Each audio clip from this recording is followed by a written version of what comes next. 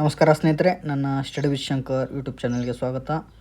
ಇತ್ತೀಚೆಗೆ 2025ನೇ ಸಾಲಿನ ಸರಸ್ವತಿ ಸಮ್ಮಾನ್ ಪ್ರಶಸ್ತಿಯು ಪ್ರಕಟವಾಗಿದೆ.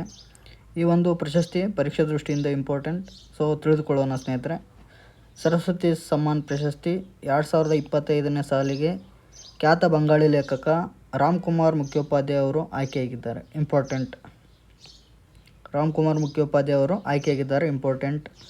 ಅವರ ಹರ ಪಾರ್ವತಿ ಕಥಾ ಎಂಬ ಕಾದಂಬರಿಗೆ ಈ ಗೌರವ ಸಂದಿದೆ. ಇದು ಇಂಪಾರ್ಟೆಂಟ್. ಹರ ಪಾರ್ವತಿ ಕಥಾ ಎಂಬ ಕಾದಂಬರಿಗೆ 2025ರ ಸಾಲಿನ ಸರಸ್ವತಿ ಸಮ್ಮಾನ್ ಪ್ರಶಸ್ತಿಗೆ ಆಯ್ಕೆಯಾಗಿದೆ.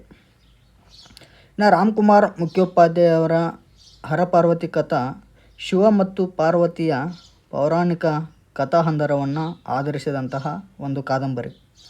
ಇನ್ನು ರಾಮ್ಕುಮಾರ್ ಮುಖ್ಯೋಪಾಧ್ಯಾಯ ಅವರು ಪಶ್ಚಿಮ ಬಂಗಾಳದ ಕೋಲ್ಕತ್ತಾದವರು. ಇವರು ಸಾಹಿತ್ಯ ಅಕಾಡೆಮಿಯ ಅಲ್ಲಿ ಕಾರ್ಯದರ್ಶಿಯಾಗಿ ಸೇವೆ ಸಲ್ಲಿಸಿದರು. ಇವರು ಒಟ್ಟಾರೆ 9 ಕಾದಂಬರಿಗಳು, 11 ಕಥಾ ಸಂಕಲನಗಳನ್ನು ರಚಿಸಿದ್ದಾರೆ. ಇನ್ನು ಸರಸ್ವತಿ ಸಮ್ಮಾನ್ ಪ್ರಶಸ್ತಿಯ ಮೊತ್ತ 15 ಲಕ್ಷ ರೂಪಾಯಿ ನಗದು ಮತ್ತು ಪ್ರಶಸ್ತಿ ಫಲಕವನ್ನು ಒಳಗೊಂಡಿದೆ.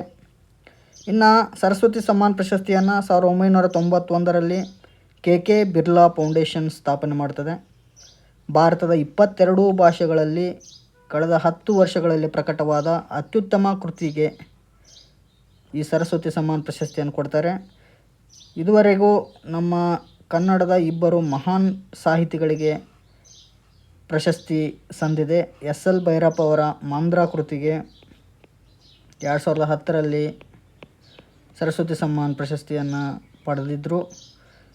ವೀರಪ್ಪ ಮೊಯ್ಲಿ ಅವರ ಶ್ರೀ ರಾಮಾಯಣ ಮಹಾನ್ವೇಷಣಂ ಮಹಾಕಾವ್ಯಕ್ಕೆ ಇಂಪಾರ್ಟೆಂಟ್.